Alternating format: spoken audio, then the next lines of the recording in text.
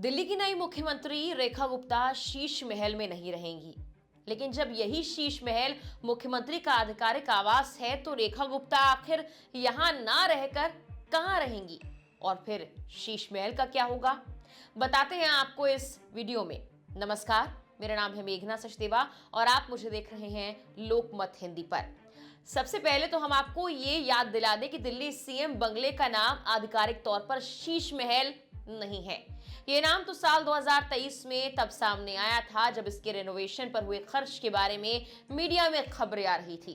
तब भाजपा केजरीवाल पर इस खर्च को लेकर हमलावर थी और तभी से मुख्यमंत्री आवास को शीश महल कहा जाने लगा, व्यंग्यात्मक तौर पर। सीएम बनने के बाद रेखा गुप्ता ने भी यहां रहने से साफ इनकार कर दिया था, जिसके चलते अब उनके लिए बंगला देखने की प्रक्रिया चल रही है। आगे आपको शीश महल का अब क्या होगा ये तो बताएंगे, लेकिन पहले हम बात करते हैं उन ऑप्शंस की जहां रेखा गुप्ता के रहने की चर्चाएं तेज हैं। न्यूज 18 की कुछ रिपोर्ट्स के मुताबिक दिल्ली के लोक निर्माण विभाग ने सीएम स्टाफ को जो ऑप्शंस दिए हैं उनमें से 2 आलीशान बंगले सेंट्रल दिल्ली के डीडीयू मार्ग पर स्थित हैं। यहाँ पर दिल्ली भाजपा का कार्यालय और भाजपा का राष्ट्रीय मुख्यालय भी है। तीसरा बंगला सिविल लाइंस में है। अधिकारियों ने कहा कि मरम्मत का काम लगभग पूरा हो चुका है। इसके बाद ही ऑप्शंस के तौर पर इन तीनों को चुना गया है। अब दिल्ली सीएम को तय करना है कि वो किस बंगले में रहती हैं। ये उनकी सिक्योरिटी के लिहाज से भी होगा। सीएम ऑफिस का स्टाफ इन बंगलों का दौरा भी कर चुका है। बस कुछ ही दिन में सीएम रेखा गुप्ता कहां रहेंगी ये फाइनल होगा। दिल्ली के लुटियंस इलाके में राष्ट्रपति भवन से लेके कई केंद्रीय मंत्रियों के आवास और सचिवालय सहित सरकारी दफ्तर हैं। वहां भी सीएम का बंगला चुना जा सकता है, जबकि सिविल लाइंस वो इलाका है जहां अब तक दिल्ली के सीएम का आधिकारिक आवास हुआ करता था, जिसे शीश महल कहा जा रहा है। अब शीश महल का क्या होगा, इस पर आते हैं।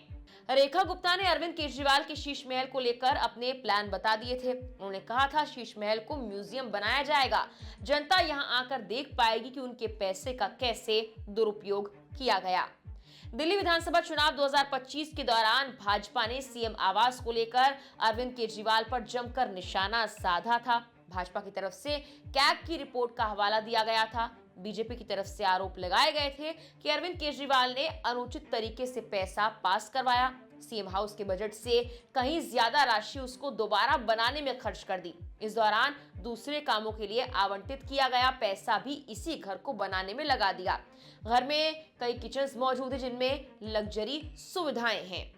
अरविंद केजरीवाल ने दिल्ली के मुख्यमंत्री रहते हुए मुख्यमंत्री आवास का जीर्णोद्धार कराया था। पुराने सीएम आवास को तोड़कर नया आवास बनाया था।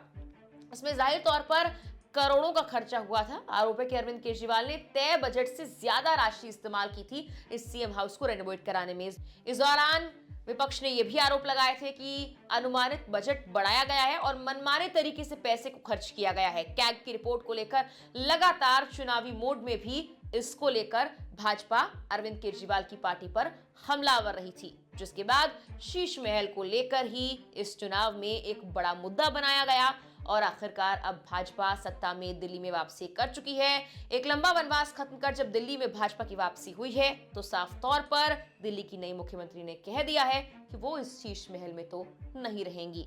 फिलहाल के लिए इस वीडियो में इतना ही।